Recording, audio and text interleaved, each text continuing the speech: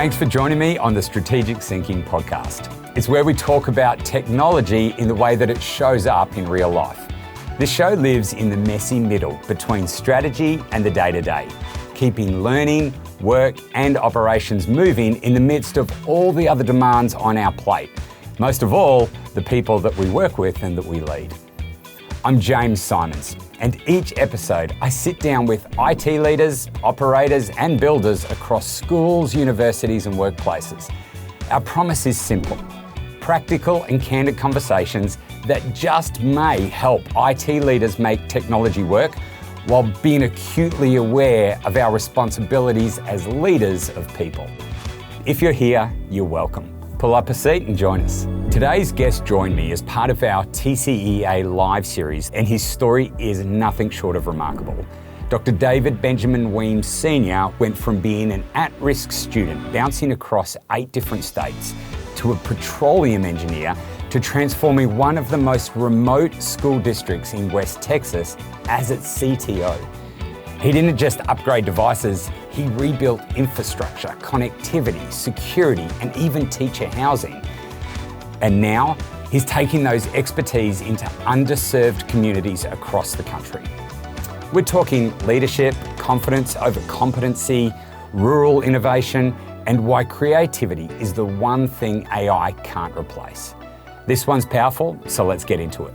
We are live at TCEA 2026, and I have not disappointed my audience this morning by having Dr. David Benjamin Weems Sr coming as my guest. I appreciate you being here. Thanks for joining us. Oh, I appreciate the invite. This is just an amazing time. 2026 is definitely get everybody rocking and rolling into the new millennium, and I'm really happy to be here at this tech show. One thing that excites me about having you on here is your background. And one of the things that I am really intrigued about is that we see so many people going from formal education, going to teach or work in the education or the K-12 industry, and then they leave that and go on to different things. Your story is very unique because we have someone who is a petroleum engineer who has then seen an opportunity within the education K-12 space in Texas, West Texas particularly. West Texas, yeah. And has left that industry and has moved to I'm a little nomadic. but become the other way. And I think that's really, really exciting. So I want to dig in on that story in a little bit. Oh, sure. But as you know, I'm an Aussie, and many Aussies aren't familiar with the ins and outs of Texas. Yeah. We've got some preconceptions. You guys like big guns and you like meat and... It's God's country, so everything's big in Texas. Right, exactly. I mean, the flags, I just drive around. They're literally the biggest American flags I've ever seen. Oh, yeah. The state American of and Texas flag, So, At one point in time, we were our own country, so yeah, there's that too. I heard, yes, of course. Well, one of the things I want to jump into is, okay, I've just started watching the show Landman. Yes. And I'm 2 episodes in, and I'm curious... Is that what it's like out where you are? I mean, we don't have the cartels and all that stuff on the locations, but being so far away from civilization, man camps where you have your husband or your fathers that are out there drilling and looking for oil, the hustle and bustle and then the drama behind that is essentially there. So the essence of drilling in the petroleum world is being displayed in Landman. So that is true. And we're so remote. You're talking about Pecos, Pecos Barstow Toya, where I was at the independent school district.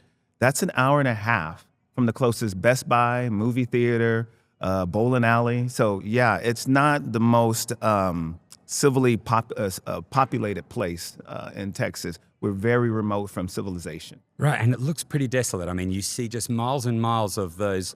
Okay, this is my ignorance. Yeah. Well, what are those cantilevered things that are going up and down? Are they just like I'm guessing they're pump jacks. They're pump jacks pumping oil out of the ground. Yeah, so you got that all it is? Well, you got 3 different areas within the petroleum world. You got discovery, right? And so that's looking for oil, natural gas, water, but then you also have production, and that's where you're producing it and bringing it out the ground, and that's what those pump jacks are.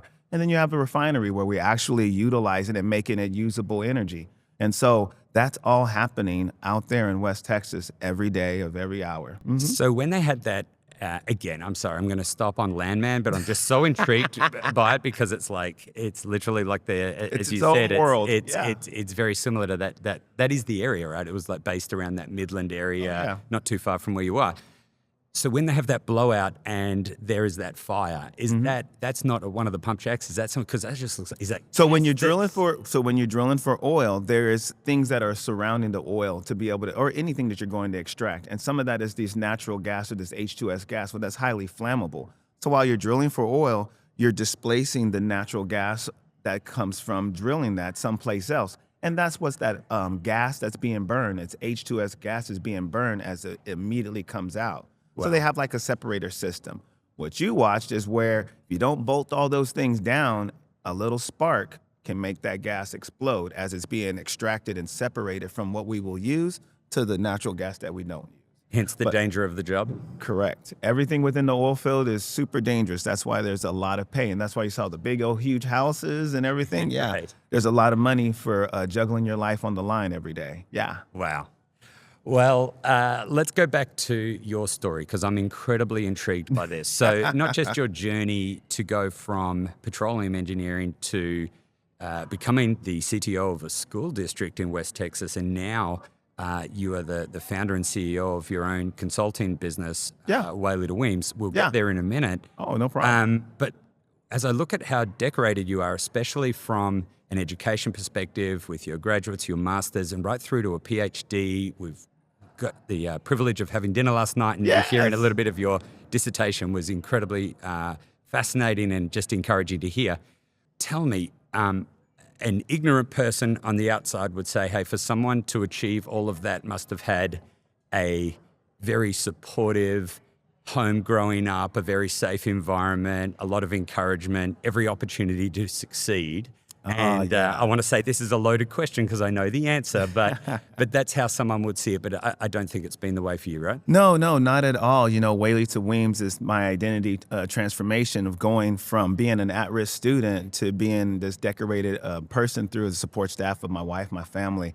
But starting off, you know, for me, I was an at-risk student. I was in 6 different elementaries and 4 different high schools across 8 different states.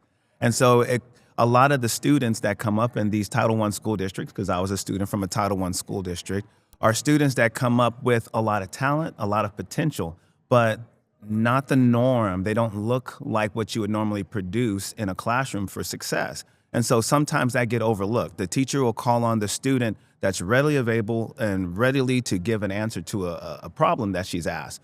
Well, the one who's shy or he's thinking about what he did not get to eat or how he had to walk a mile or 2 to get to school, he's still trying to get, without that morning cup of joe, plugged in and ready to, to give answers. And sometimes those students are overlooked. There's also those same students that don't have the same resources as students who are coming to be prepared for that class. If you don't have the same technology resources at home that a teacher may be expecting you to have, so when you come in the next day, you're not as prepared as the student who has a plethora of resources. And so that's where my drive into the industry and my drive into education came from, is making sure those underserved, like myself as an at-risk students, are served or at least seen.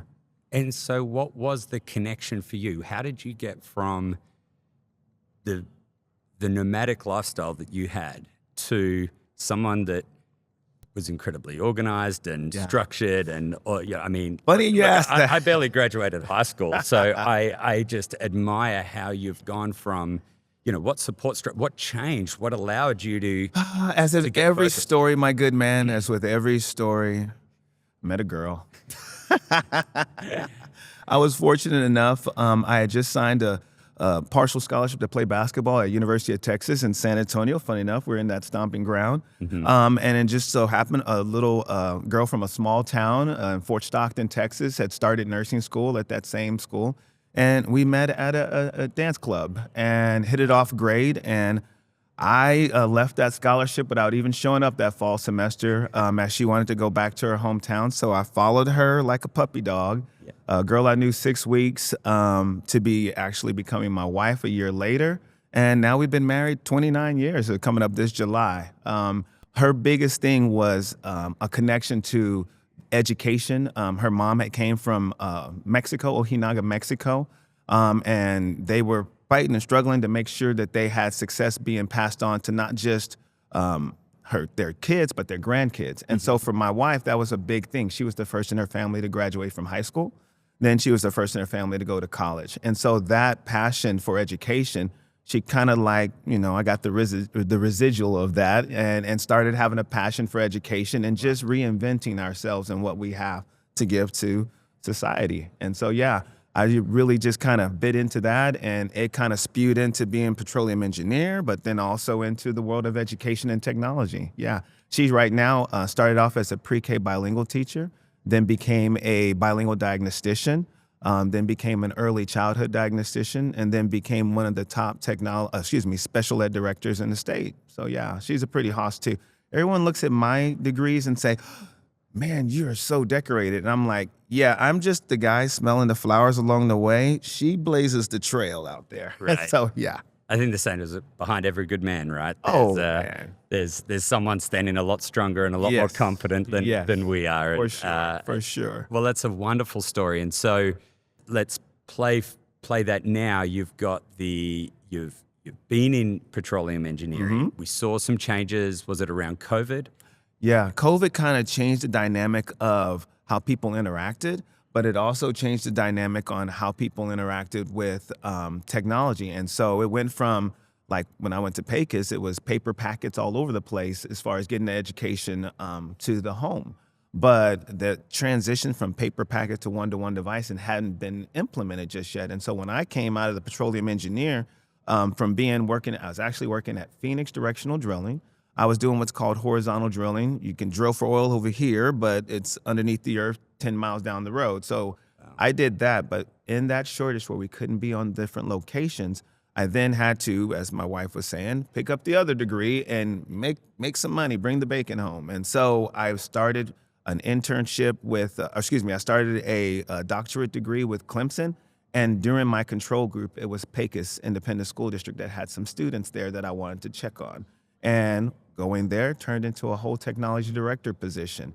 And from that, I started being able to understand a little bit more of how what you do in the wonderful world of petroleum engineering is also just trying to establish the talent, the resources out of a natural place. And so that's the same thing the district was trying to do. They were trying to switch from being paper packets and being behind times to learning what's the industry standard for students. And so I was right at the cutting edge of finding how to use technological resources to help those students that were in remote locations get the same education as others.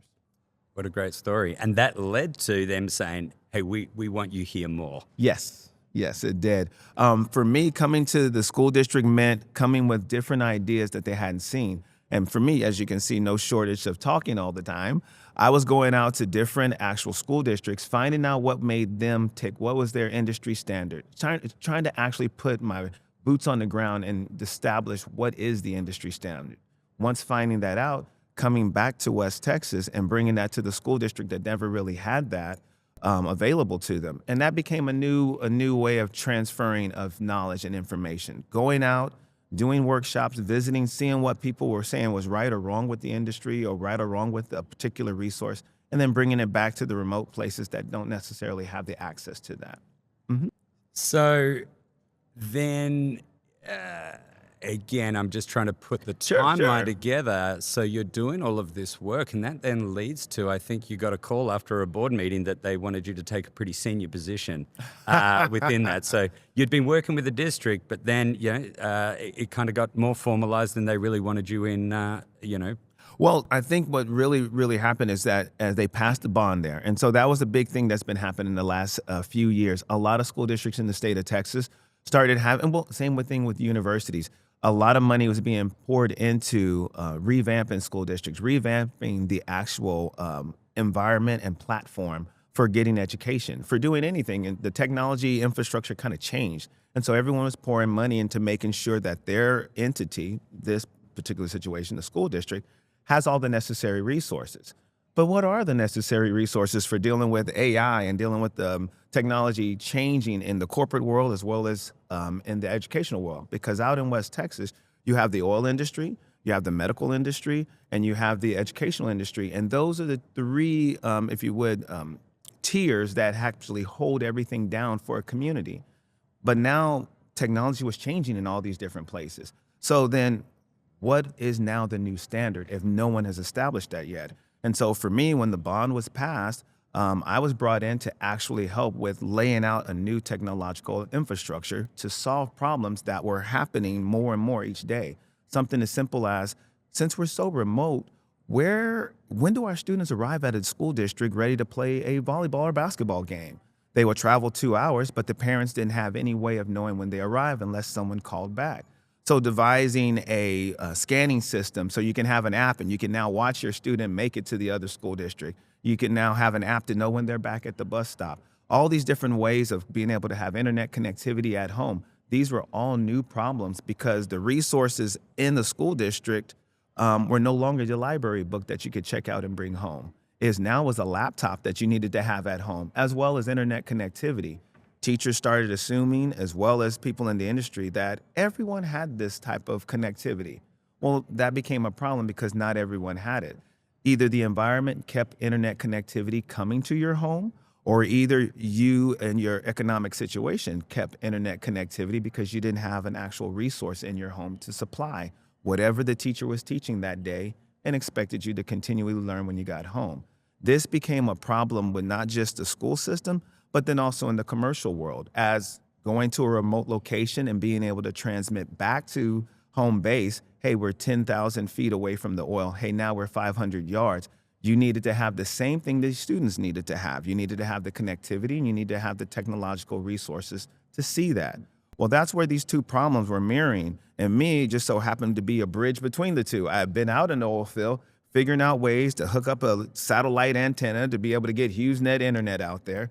But now I'm in a school district, figuring out a way to be able to have that same type of connectivity happen to the students in these rural, small, desolate places. And so those two things married, and that allowed me to be able to go from being an engineer in the oil field and drilling for oil to being a technology director to now, hey, how did you build such an amazing technological infrastructure there in Pecos, Barstow, Toyah Independent School District?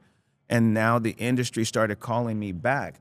Hey, here at this HBCU, we're needing to figure out how we can solve the problem of connectivity for students who don't have a laptop, but they did have the acceptance letter and they're now on our campus. How with their laptop breaks, they can't actually work in the classroom. So they're needing things like your locker. They're needing things like resources that are established on that. So as that started coming more prevalent, the pull for me to be back in the commercial industry.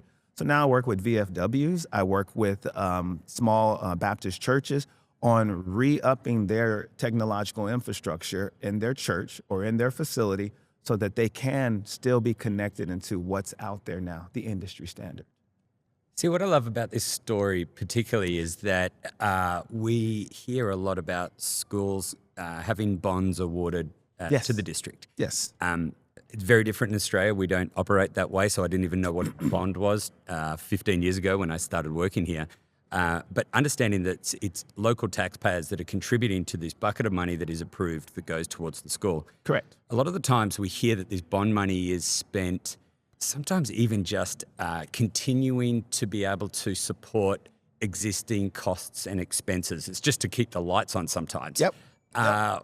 I think what I'm hearing here is that what that initial bond was used for when you came in and you were able to kind of bring in some of this industry expertise that you've had and understand what's happening, you really actually saw true transformation within the district. I mean, you were implementing things the district had never seen before, and it's even set up now with some incredibly innovative technologies, but also infrastructure for attracting teachers to come to the area. You talked to me about something like you got 75 Starlinks somewhere. Like, what's all that doing? And I mean, all of that has helped create a completely different landscape for people to be connected, technology-wise, transport-wise. What, you know, in your own words, how would you sum up what the major transformation was from what it was when you came in to what it's sustainably now?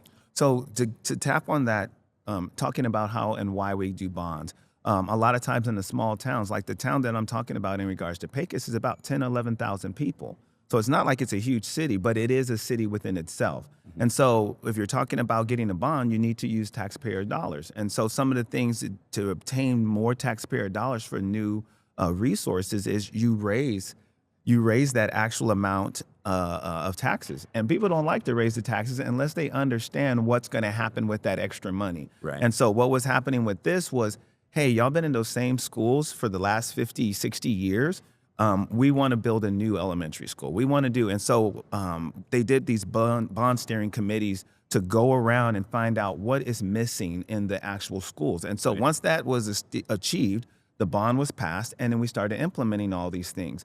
But we also realized that because we're so remote, everyone from those towns that lived in that town, they are used to that remoteness. But if you're coming in as a new teacher, that's not attractive, because I don't know anyone there. So that whole support system and community, I'm not quite there yet. So what would make me want to go to that town where I'm an hour and a half away from the closest Best Buy, movie theater, bowling alleys, club, nightclub? Like, why would I want to go there? Yeah. And so we had to build within that infrastructure those attractive pieces. And some of those things were building an apartment complex. A school district built an apartment complex to bring in teachers. Hey, come with us, stay 3 years, and instead of paying $2,500, $2,700 for an apartment, a 3-bedroom, 2-bath, you'll pay about $1,000. Wow. And it'll be all bills paid. Oh, you have children? Daycare is so expensive. Come out here and we built a daycare. We converted one of the old schools, made it a daycare, and then now allowed the ability of teachers and staff that came in to have those resources, a little break there when it comes to having childcare services for them, provided you're working for the school district. Right. And so now the top elite were coming in and staying because there were amenities through the school district that provided them a more efficient way to live. But then within the schools, we had new things that were brought into it, like having access door entry, because, in the midst of this, we've had a lot of attacks on schools, and making sure you had surveillance camera systems that may have been connected through AI. One of the first AI camera systems in the area, I implemented there in Pecos, and through a company was called Spark Cognition. I think they're Via right now. But these are the things that you had to bring in to make sure safety, security, not just in the network and the fiber world or the cyber world, but also just boots on the ground right there in that particular school. And so one of the things was making sure this technology for an AI camera system to be introduced, to having where you scan to go into a building, whereas before you just, hey, teacher, can you open the door? And then, or a teacher had a little skeleton key and they open the door, or you look for a janitor. Well, now you actually have identification badges that students and teachers would have to allow them access to different doors, and those doors being strategically set up to be able to have the access to certain doors be on certain actual ID badges. That was systems that had never been implemented, but all because you're now having more of a college environment brought to a K-12 system. Because you're so remote, you need to have as many of the attributes of a big city in a small town. And that goes into my dissertation. Students that are not been familiar with what happens in a big city, when they come to the big aspiring college, they get there and they're like, wait a minute, this is not like my little small town. Right. So they're not coming home because of the fact that they couldn't cut it in the classroom. They're coming home because they couldn't figure out how to function in this big, huge metroplex of a new community called a big city. Yeah. Wow. I want to change direction Sure. slightly again now. We've been talking about the power of the technology, the infrastructure, and the changes that have been made. Mm-hmm. A lot of what I've heard is just the inspirational leadership that you've demonstrated through your career. And as I look at this, especially as you went from moving from the engineering world into the education world, you built a pretty big team around you, and people work for people, they don't work for companies. And as someone that is willing and wanting to just jump in and get things done, and you know in your mind what you want to do and you just want to do it, what can be difficult is enabling other people to also develop. So I want to understand, how has even your upbringing shaped the way that you lead and develop others, as opposed to I know what I want. I'm just going to go and do it. And rather than what you've been taught through a PhD or a master's, but literally what you saw worked for you, I understand is sort of, how is that now? Knowing that, well, that's how I now want to lead others and develop others. So Sure, I know exactly where you're going with that, and I'll start it with this. I was raised mostly by my grandmother, and with my grandmother, I was around a lot of older gentlemen, older mechanics. So they were usually retired Army vets that worked on machinery and so forth, and seeing how they transferred knowledge, actual what they knew how to do and experience working for the military, to actually teaching someone who's like, I wanted to play basketball and I wanted to be on the NBA. And so trying to get that student, me, to want to be listening and learning from him was a way he actually demonstrated first. This is how you take a carburetor off. And then allowed me to actually, on another particular piece of equipment, doing the brakes, do it myself. And he kind of oversaw me.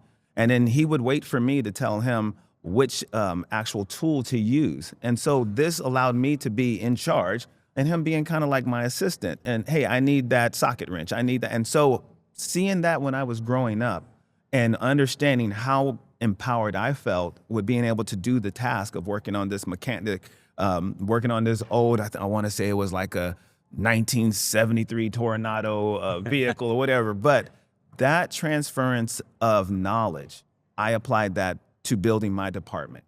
My department had maybe 1 or 2 people working there when I became the technology director. And I knew as we were growing the school district, it was going to be far more than the 2, 3 of us could handle.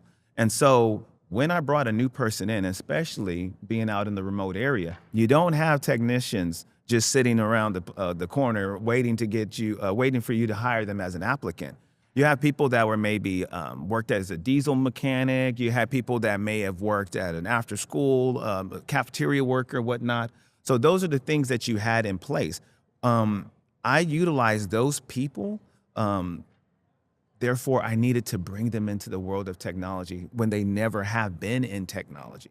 So the first thing I had to do is become the model. And so I would be like, hey, just watch this. I'm gonna show you how. And so I was not gonna be able to be a technology director that sat back in a suit in the office. I was gonna have to actually get my hands dirty, climb underneath, show them how we funnel through a Cat6 cable, pull things and take things apart. And so I was constantly one of the most visible executive directors because I was actually going in and doing the job that I was hiring somebody for, with them being an observer for 45 days. Then me turning into their observer and they're actually the person doing that job, to me being their assistant for 45 days and letting them make decisions. And instead of telling them, nope, don't do it that way, I would sit back and be like, are you sure we should be using this type of connectivity and access point? Will this work on a 2.4 gig?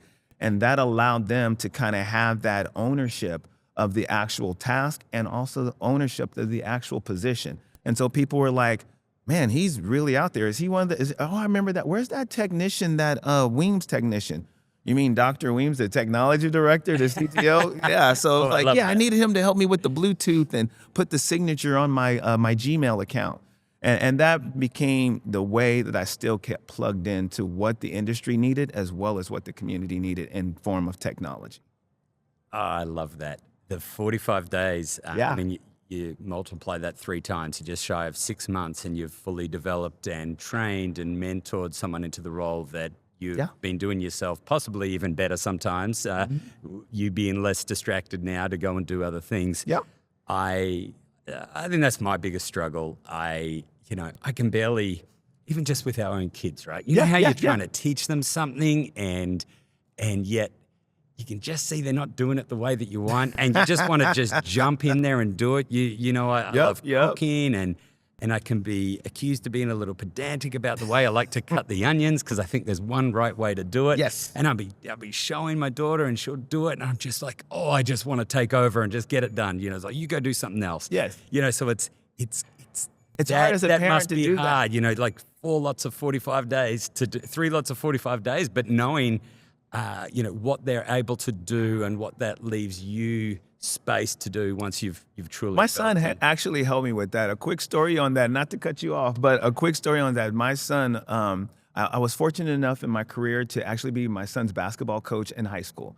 And then this is my first year of being the varsity head coach of the school district, right? And I have the boys team, and it's our first playoff game. The school hasn't been to a big playoff game in years. And here is my son as an underclassman. He's a sophomore, 14, 15 years old.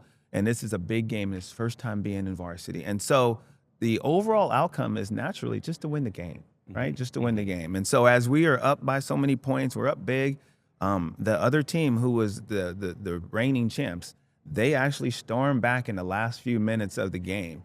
And so it cut our lead down. And so I call a timeout, and I'm like, hey, this is what we're going to do, because this is the strategy that works to get us to where we can get a bucket and win the game. And so call the play. Everybody recognize the play. They sign up. Ball goes in, and the ball comes into this underclassman, my son. He does some squirrely step back, shoots a three-pointer, and I'm like, no, that is not what we designed.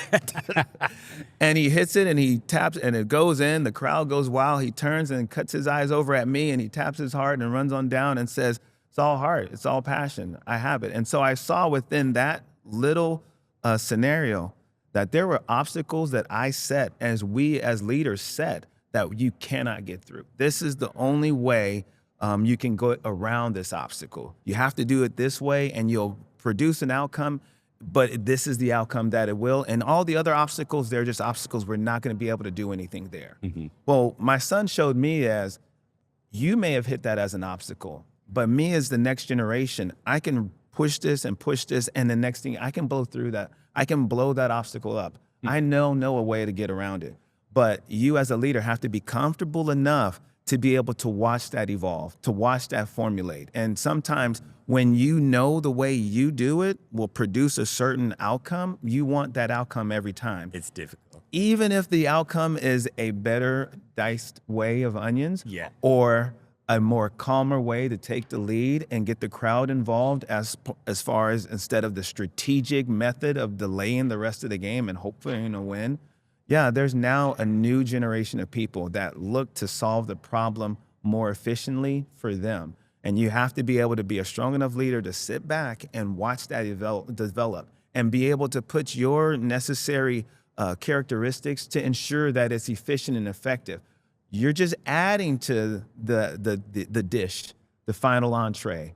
It's not your entree anymore, it's theirs. And so do you want to still hold it on your entree and it has this flavor, or do you want it to be more impactful and more a dish that everyone enjoys? Yeah, we got to kind of release some of that control for a better and more impressive end dish, entree at the end of it.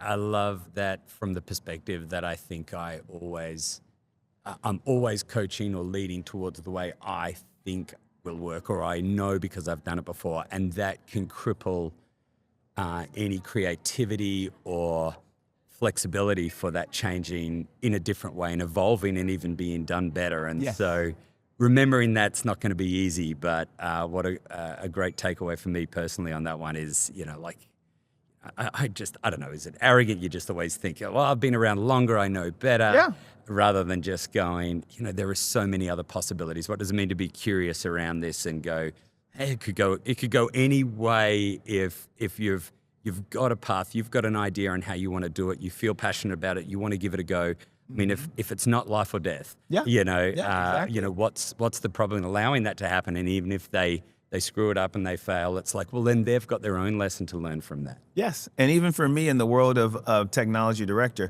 some of my technicians were like, hey, we just discovered the student was getting on our network and going here and downloading video game. They were using a way to get around our filter and firewall, and they're downloading video games. And they were like, we're going to shut down that laptop. And I'm like, wait. Let's see how he got in. Let's just put our spy software to watch him in the background. Let's mirror and watch and see what he's doing. See how are they getting around that? And so then we were able to see them go to YouTube videos that were teaching them the different ways in which to add IP vanish and all these different methods and sources to block and cloak them from us. Wow. And so that allowed me and the department to be able to see, okay, now we need to know what we're educating them on. why we're blocking. And so now that helped me to see what they were doing to actually outmaneuver me in my department. Wow. But you first had to let them actually experiment and go a little bit. You had to watch, and therefore you can see through their eyes. And the youth eyes, I mean, you have kids. My superintendent used to say, hey, we need to get in front of these guys. They're doing all kinds of crazy stuff. And I'm like, well, sir, I can never get us in front of them. You're talking about a kid that is an infant, 18 months, can actually see to hit the skip button on the YouTube video so Cocomelon will start playing again. And you want me to get in front of that kid who's been in the infrastructure and going to grow up in this industry. Right. So we can't get in front of them. They lived in the matrix. They understand the matrix far more than us. Yeah. We just understand the morality of it because we grew up in a world where there wasn't the technology world. And so we got to be able to be the guides to them, but that is still meaning allowing them to lead. And that's kind of hard when you're like not sure about where they're going because it's a completely different environment, this technological world we're living in. And it flies in the face of our parenting or our, hey, we're the adults here, you'll do what we say. Exactly. And, who's in control here? And it's dealing with our own ego just to actually see what the big picture is. Yes. And then hopefully hiring this kid one day to run cybersecurity for you because he knows he knows about. Yeah. So look, as we wrap up, I want to kind of get your thoughts around this. You could easily now, you know that you've got the credentials to go back to the petroleum industry and make your way up the ladder there. I mean, you've got an incredible amount of knowledge and expertise, but you've been in Pecos Pasto, Toya ISD now for how many years? It's about 5.5 years. 5, and now with these new the things that you've been learning and people wanting to hear from you, you've decided to start your own LLC, your own consulting company, still very, very connected with the school district you're at now, but you're still staying in this education. You're really passionate about even church congregations, getting people technologically aware. And what's the term that you used on when you're training people? That was the confidence over competency. I love that. And I think, so you're going to stay in this space. So tell me, what is it about the last 5-6 years that's made you go, if I'm going out my own, I'm still going to work here. I don't want to go back there. What is it what's changed for you so much? What's shaped you that said this now I'm confident is where I want to be?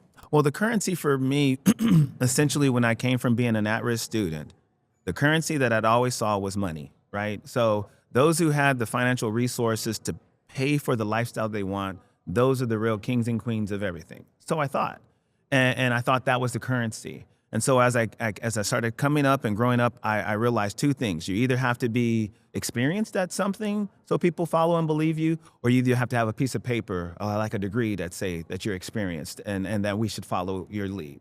And so I realized those who are underserved may not have access to that piece of paper, or they might not have access to the experience there because they're not given the opportunity. Those are what I deem the underserved. They just, for some odd reason, don't have the opportunity to receive the resources needed to be able to develop the talent they have, the potential they have.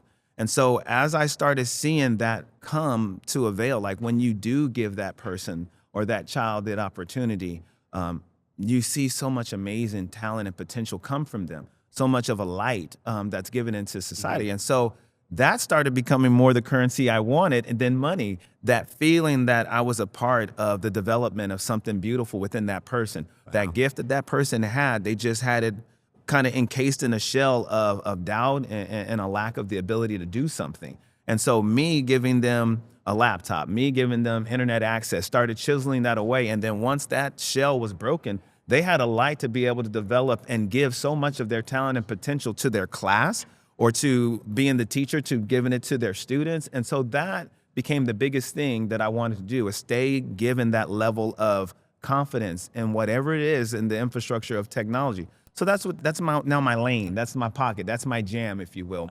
Dr. Weems, it has been so inspirational hearing your story. For me, knowing that someone has come from where you have into the engineering space, into education, bringing that knowledge, those expertise, just seeing a school district thrive because of what you have been able to apply from industry. and also too just your own background and your own passions and your own expertise and experience. And to see that you are now going out of education but staying within the space, even though you are creating your own business. I wish you all the success, because I can see already you're a hot commodity. A lot of people are wanting you to come and work with them, consult to them, and be able to share what has worked so well at Paycos and in your community. And the fact that you can go and do that now and see that thrive in other communities is just so exciting. So thank you so much for joining me this morning. Oh man, thank you so much.